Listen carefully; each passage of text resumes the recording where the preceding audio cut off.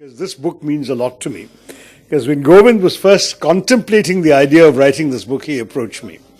And we had a talk about Vivekananda. I had very much the same view, and I've expressed it in much briefer length in my book, Why I'm a Hindu. And I was particularly struck by the angle that Govind proposed to approach the subject with. So I encouraged him to write. And I must say, he's such a talented writer, he shouldn't have needed the encouragement, but it seemed to have helped. He came back with a draft chapter, which I liked very much, and I suggested to him that he create an outline of what he intended to say in the book, and I would approach my own publishers, Aleph, to see whether they would be interested in commissioning this work.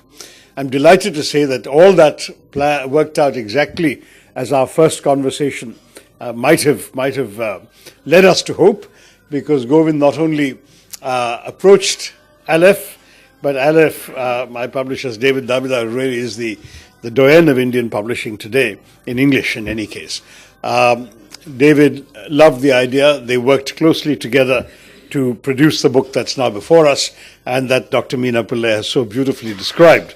I think she's absolutely right in her understanding of what Govind was trying to achieve, and I hope that all of you, when you look at what he has to say, will agree that it's a seminal contribution to our appreciation of one of the great but misunderstood figures of Indian recent history, as well as of Hindu thought and spirituality.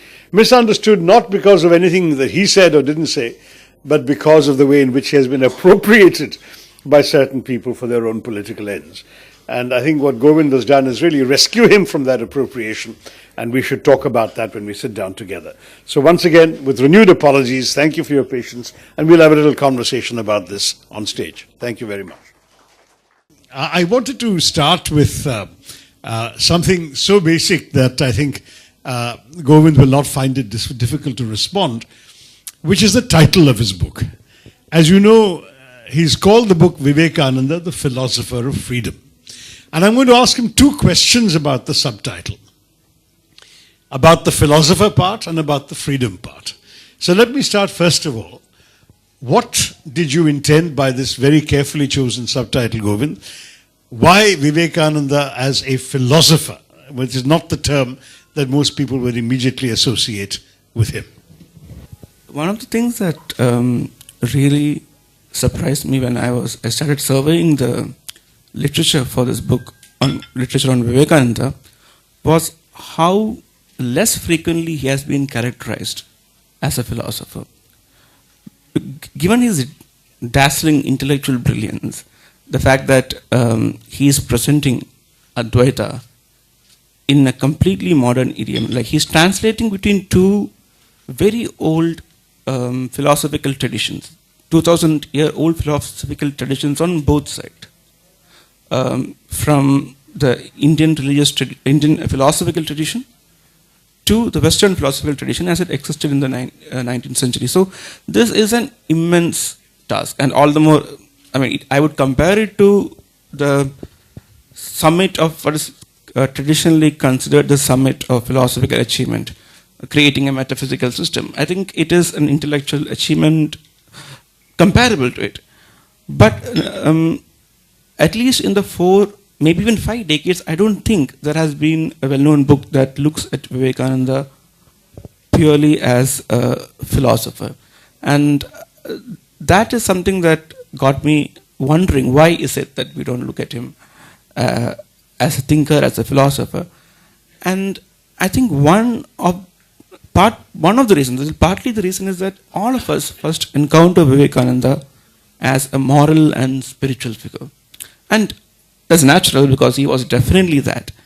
But I think at some point we need to disengage with this image and focus more narrowly on Vivekananda, the thinker and philosopher.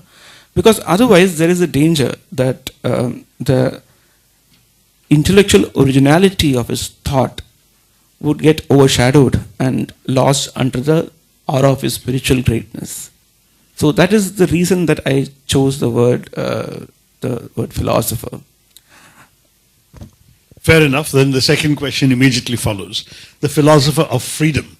what would you say freedom meant to Vivekananda, and why did you juxtapose those two words in your subtitle?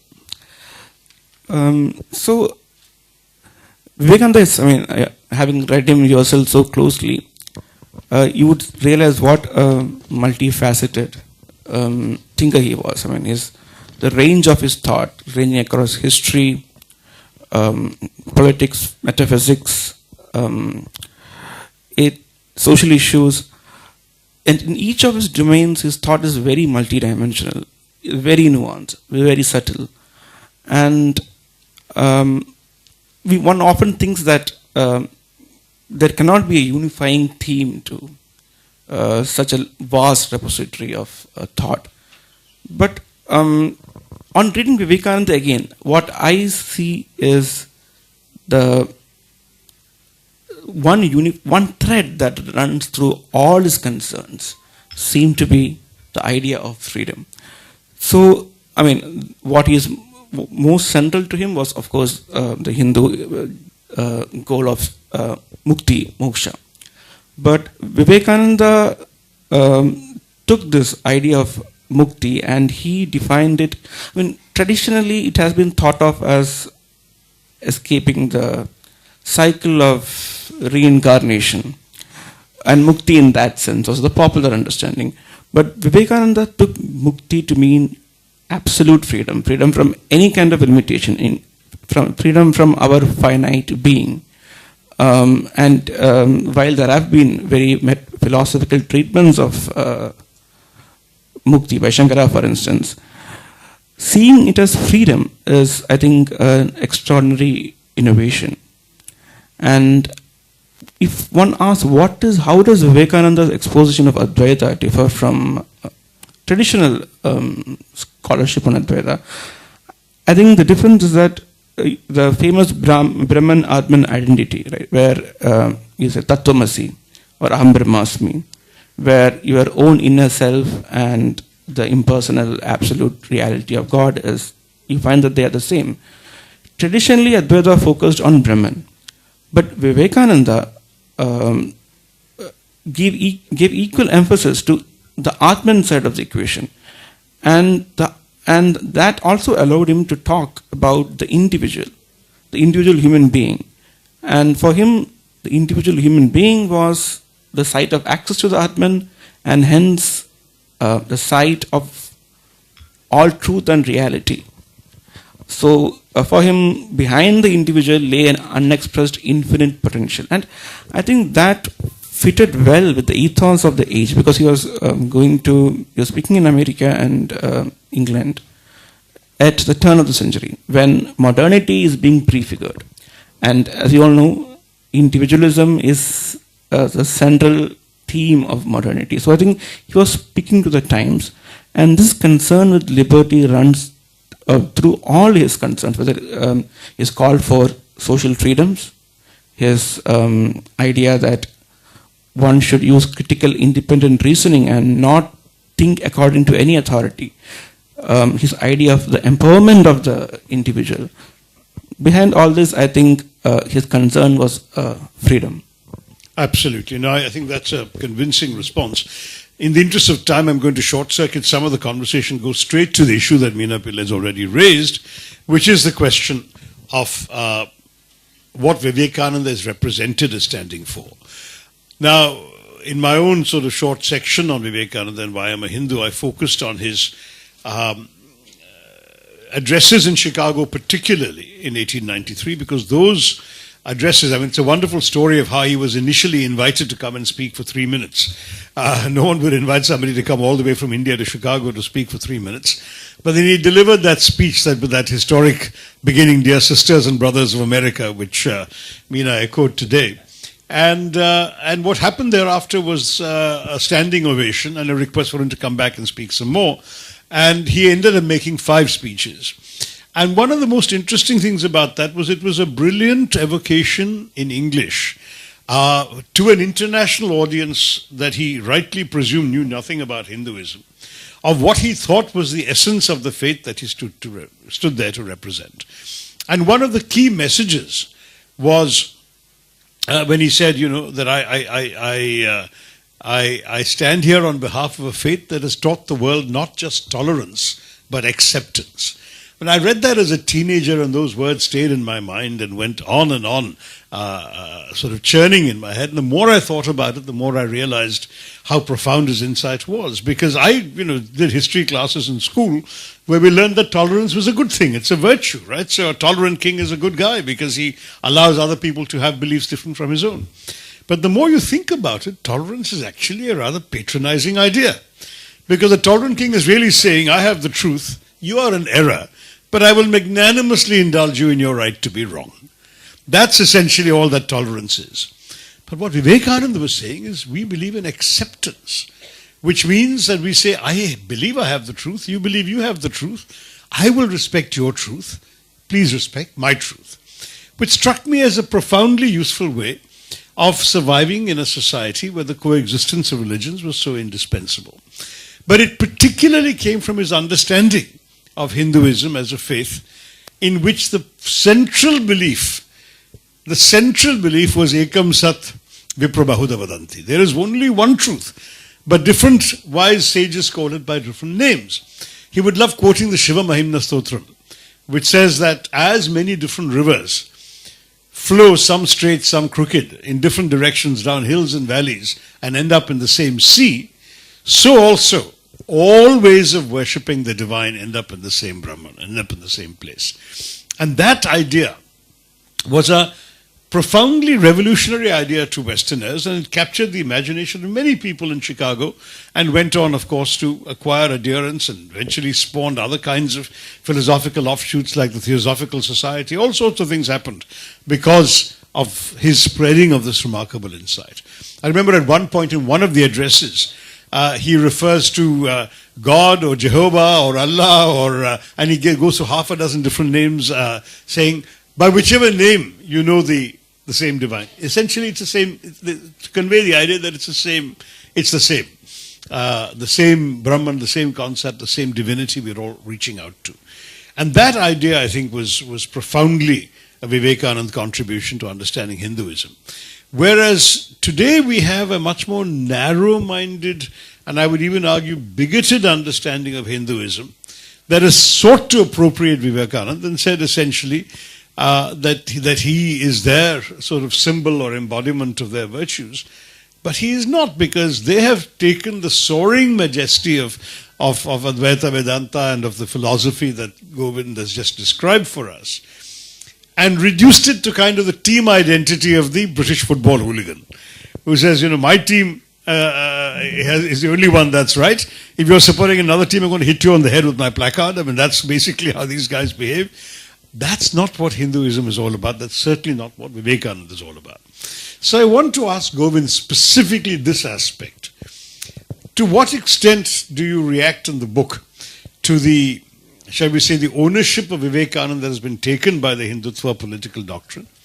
And how do you see the way in which Vivekananda related to other faiths, particularly those on the Indian subcontinent like Islam and Christianity? That is, I think, a wonderful question, because it goes right to the heart of the book. Because though the book deals with several topics, including Vivekananda's thought, the salient theme of the book is the fundamental opposition between Vivekananda's thought and philosophy and the ideology of the Sangh Parivar. And today, when many of the right-thinking citizens have a growing and acute sense of worry, I think Dr. Minati Pillai expressed some of it, that all our public institutions in India is being slowly captured by Hindu majoritarianism. I think Vivekananda's thought is more important to us than ever. Because Vivekananda's thought and his ideas on religion, humanity and reason are a valuable resource to use against any kind of religious majoritarianism, but particularly so against Hindu majoritarianism, because he's speaking within the same tradition and he's using ideas and terms of reference that are Hindu. So, in today's India, what I would say is that in relation to Christianity and Islam, his views are the polar opposite of the Sangh Parivars. The warmth and the acceptance he gave to these religions. For Christianity, of course, Vivekananda had a deep personal devotion to Christ and to Virgin Mary. He used to pray to Virgin Mary, and he often prayed in churches. And towards Islam also he had a very accepting attitude. And I think of all the things that in the theme of where I explore how the Sangh Parivar ideology is the antithesis of Vivekananda's thought. There are many aspects to it, and I devote several chapters to it. But perhaps the one that is most important to us today is exactly what Dr. Tharoor talked about, his relationship with Islam and Christianity. And in this context, one has to look at what is going on in the country. That in most parts of the country today, Muslims are being demonized in the public sphere, through social media, through hate speeches, and they are being persecuted. Many of them have become the victims of targeted violence. And there's also a very pernicious narrative that is being pushed on us. This has to do with India's history. So the claim is that India has been under 1,000 years of foreign slavery. So the objection is not only to the British rule, but to the Islamic rule, which starts with the first invasions in 10th century AD.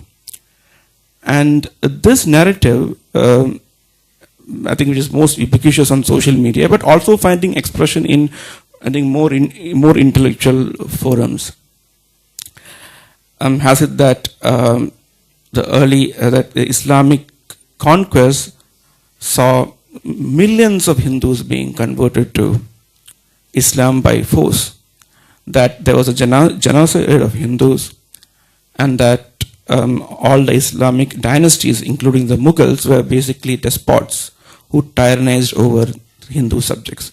Now, anyone who is familiar with history, and that's history written by both Indians as well as people, mostly from the Western academia, would know this grossly exaggerated and wild. But these people take they claim that they take Vivekananda for an inspiration. They call him their icon. And I think one should talk about what Vivekananda thought about these issues. Regarding conversion to Islam that happened over the centuries, addressing a rally in India, which was consisted of, and Vivekananda's rallies were hugely attended. Several hundreds of people would gather. It was a mainly Hindu audience, and he says that the conversions to Islam, how they happened, what he says is, it would be madness to think that it was all the work of sword and fire. And he says, the Islamic conquest came as a salvation for the downtrodden and the poor of this country. And I think in the same speech he mentions this, that even to the Mohammedan rule, we owe that great blessing, the destruction of exclusive privilege, that is caste privilege. So what Vivekananda is taking note of here is that the majority of people who converted to Islam over the centuries were people from the bottom of the caste hierarchy. And they converted not because they were forced to or they were coerced, but because they wanted to escape the caste tyranny. They wanted to, the social system that Islam offered, Islamic society, was relatively more egalitarian and allowed for more upward social mobility. That was the reason for for them converting. And now Vivekananda also saw clearly that India had gone into a civilizational decline for over a millennia. And it is interesting to look at who he blames for it. He blames, of course, he did not like the British occupation. It was political slavery, and he knew that the British were looting the country. But what he says is that the British conquest and the Islamic conquest were only what he terms external factors, which was acting on an malaise that is already inside the system.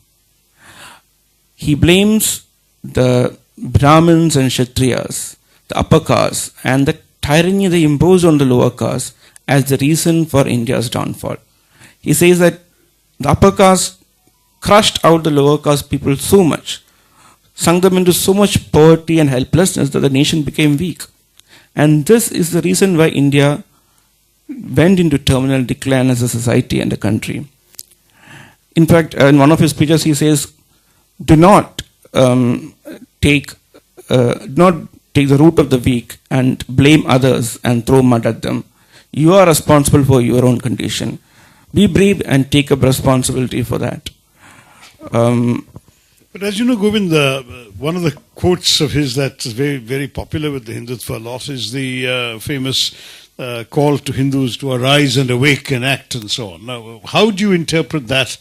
I mean, in some ways, my answer usually is that we have to understand what kind of Hinduism he wanted to arise and awake. It's not necessarily this version of Hinduism that some people are peddling, which is an intolerant one, but rather this capacious, inclusive Hinduism that he felt should awake.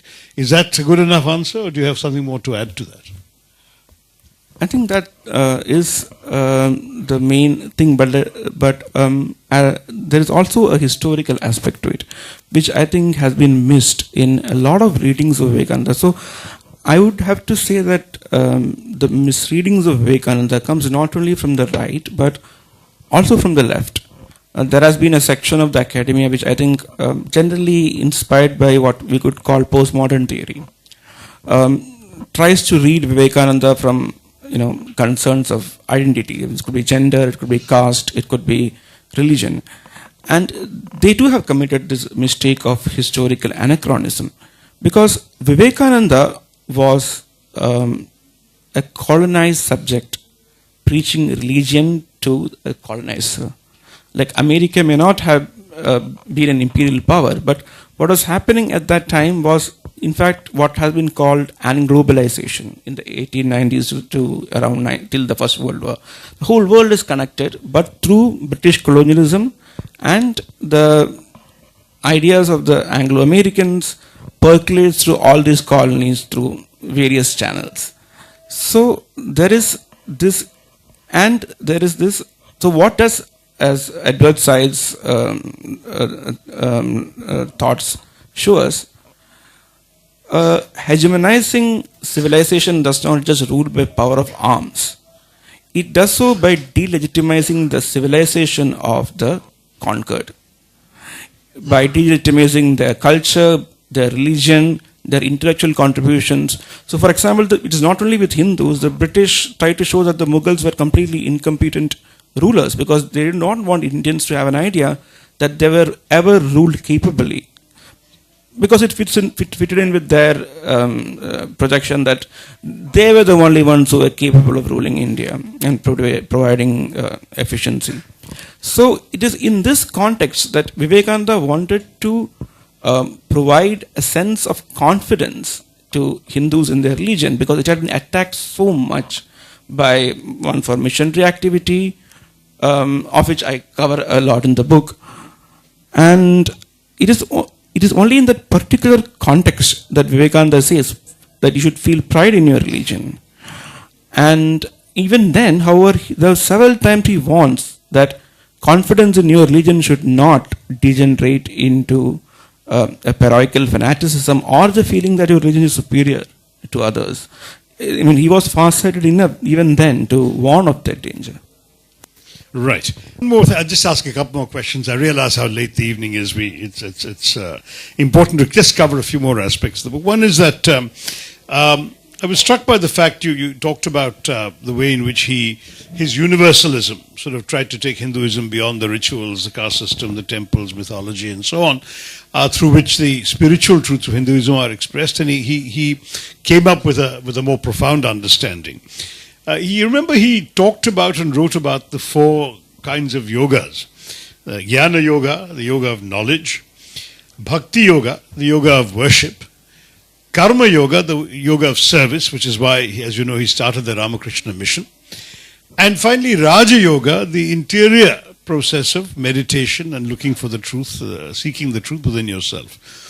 He's one of those rare sages who himself embodied the virtues of all 4 kinds. He was certainly a Jnana Yogi. He had read profoundly the spiritual texts of Hinduism. He was very much a person who understood, even if he didn't spend much time practicing bhakti. He was certainly a karma yogi. He traveled the length and breadth of the country. In fact, his famous march through India, armed with nothing more than a staff and a begging bowl, is the beginnings of this whole notion that today, a century later, is continuing. A century and a quarter later, is continuing with the Ramakrishna mission. And he was an exponent, a practitioner of Raja Yoga, on which he even wrote a book. So you've got someone who incarnates all of these things. And yet there was a 5th side to him, which had nothing to do with all of these, but was anchored very much, and Govind's already hinted this a bit, in rationalism. When he went on that walk through India, which ended up in Trivandrum and eventually Kanyakumari, he famously said, that I'm going through the country as a sannyasi, preaching my faith, but how much more useful it would be to my people mired in backwardness and ignorance if we sannyasis could march through the country teaching them science and mathematics. It's an extraordinary statement for a sannyasi to make.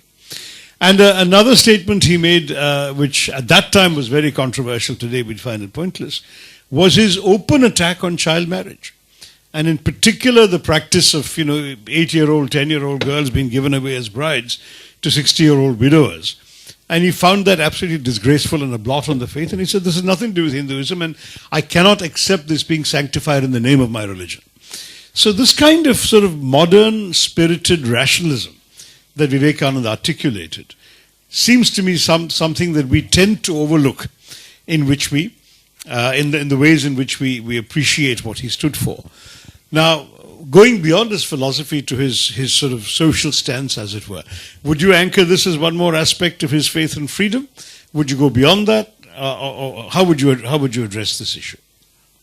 I think part of it is definitely his faith in freedom, because what he wanted, as he always said, this idea of man-making education has been widely misunderstood.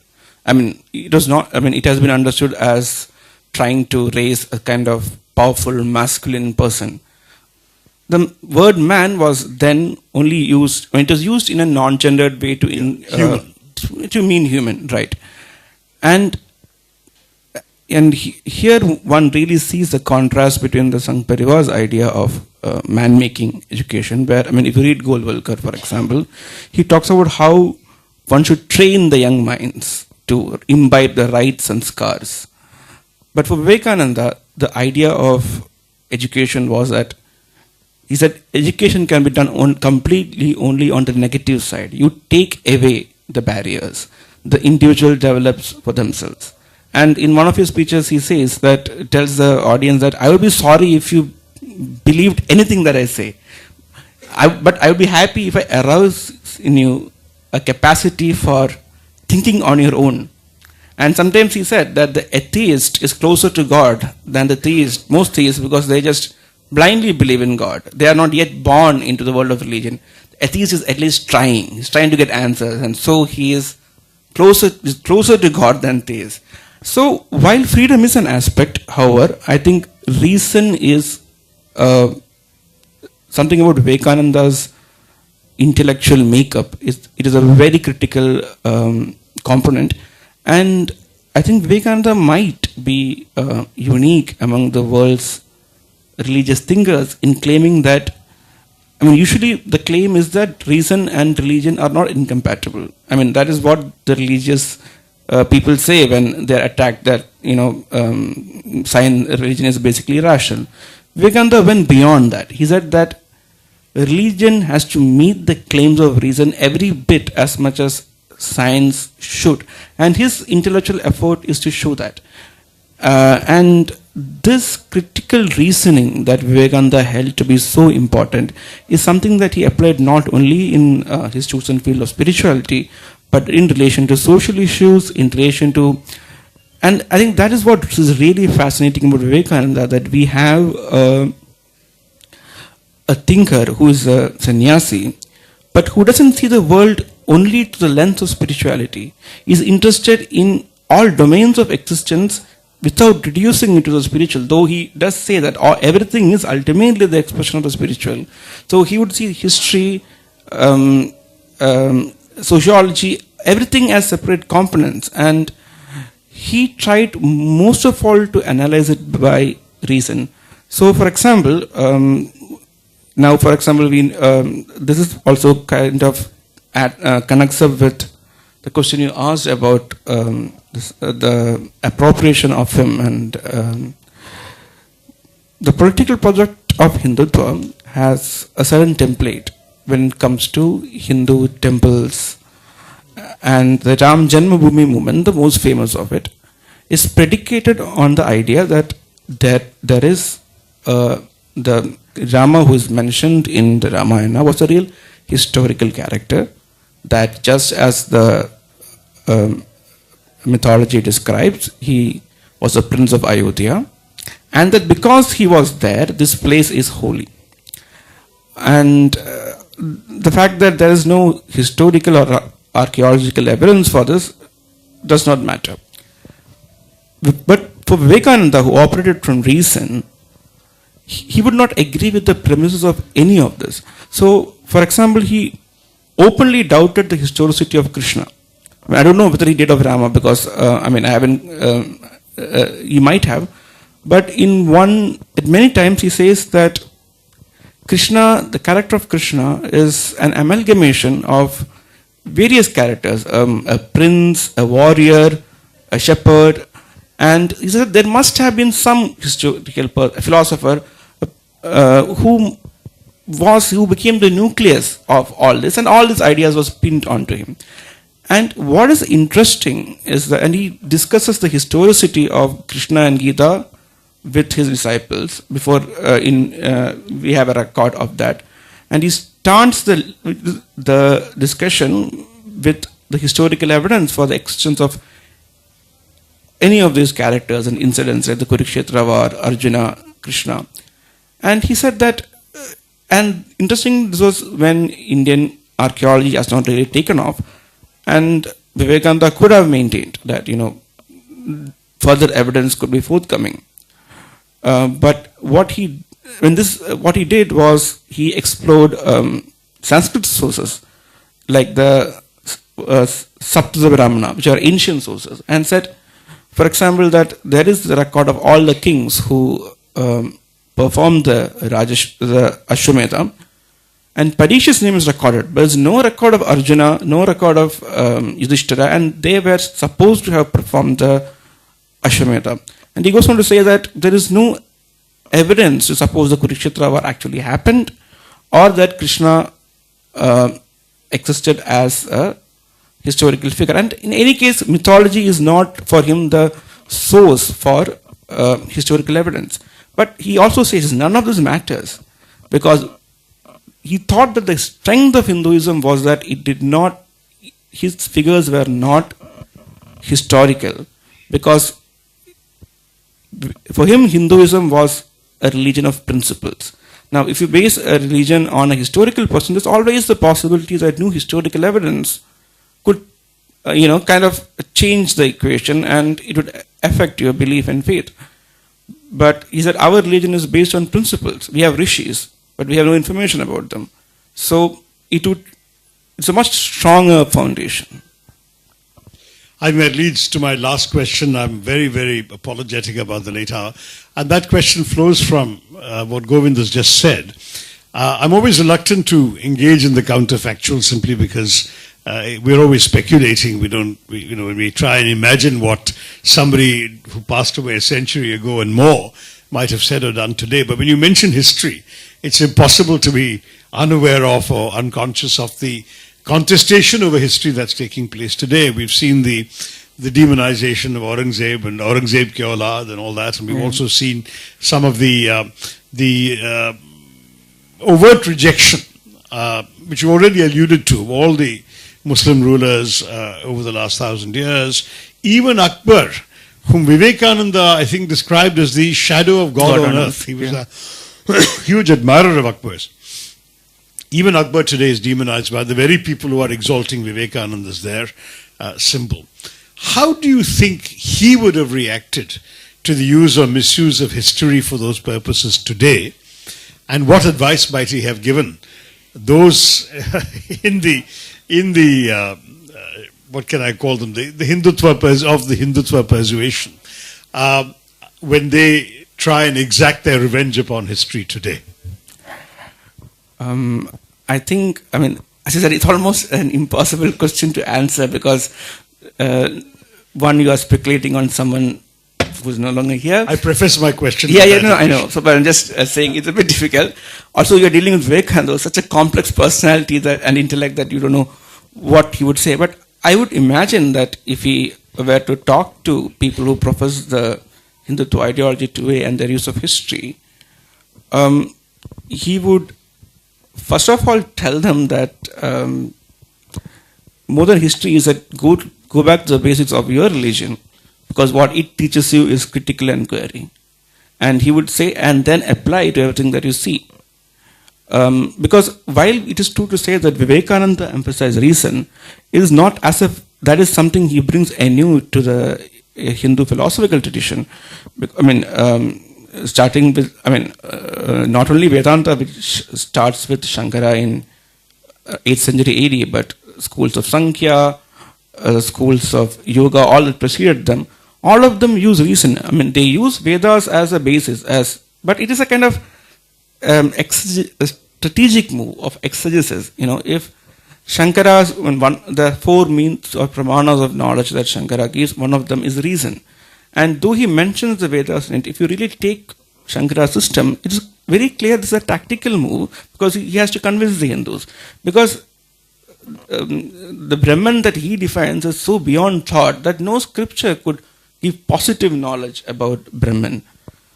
So I think what he would actually tell them is that reason is an integral part of this religion and that you have to go back to the fundamentals of the religion, and what you are doing is to pervert it. Absolutely right, and it's a great note on which to end. The great Hindu tradition of Shastrarth, of discussion, of argument, of coming to a conclusion through reason, is precisely where Govind situates Vivekananda, and his own book is a very, very interesting, as Meena said, very scholarly, very well researched, and very well argued defense of a particularly valuable point of view in today's hot contestations over Hinduism and over Hindutva. So congratulations, Govind, on your book. My best wishes for its success. And I urge you all to pick up a copy outside and read it. Thank you very much. Govind should be the luckiest first writer in the world, because after his first book, getting interviewed by somebody like Shashi Tharoor, and what more you need? So it's such a long interview and such a long session, and it's been quite engaging, enlightening. And but I think for the democratic structure we are talking about, I think we should get some questions at least for 5 minutes or 10 minutes, the most. നമുക്കൊരു കുറച്ച് സമയം മാത്രമേ ഉള്ളൂ, പക്ഷേ വളരെ വിവാദപരമായ പല കാര്യങ്ങളുമാണ് ഇവിടെ പറഞ്ഞതെന്ന് എനിക്കറിയാം. പലരുടെയും മുഖത്തില്ലെങ്കിലും ഉള്ളിലെങ്കിലും ചില അഭിപ്രായ വ്യത്യാസങ്ങളുള്ള കാലമാണിത്. അതുകൊണ്ട് അത് ഞാൻ എല്ലാം വിശ്വസിക്കുന്നില്ല, എല്ലാവരും സന്തോഷമായിട്ടാണ് പോകുന്നത്. So if anybody feels like asking a question or challenging some of the positions that Govind took or even Shashi took, shoot, this is democracy. Dr. Palpu and his intervention in all these things. And in some places you have mentioned something called Irava revolution.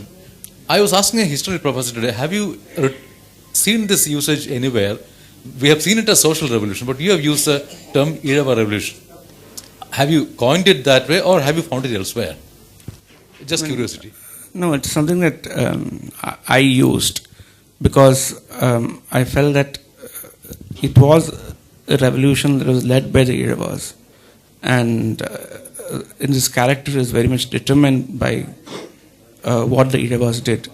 And while it became and played a part in a larger social revolution, it is the beginning point and it deserves to be characterized as such.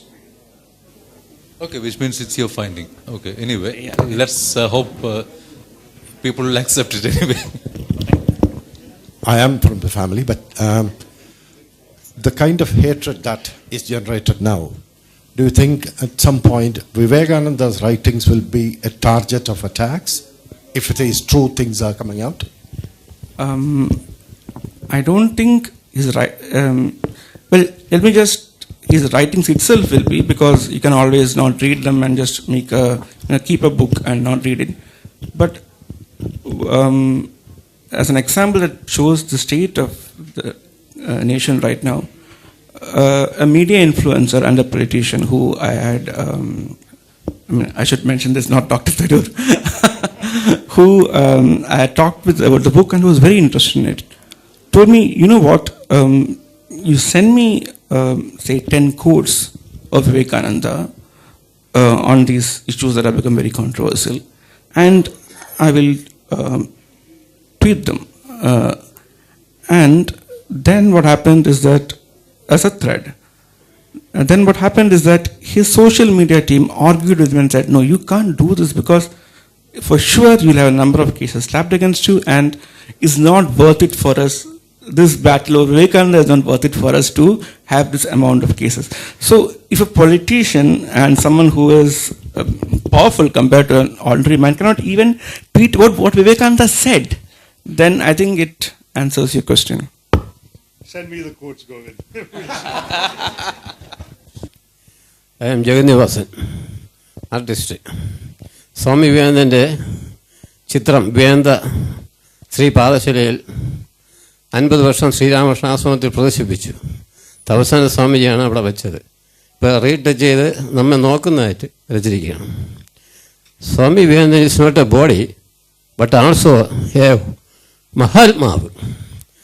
മഹാത്മാവ് means a great soul. Swami Vivekananda living in my heart.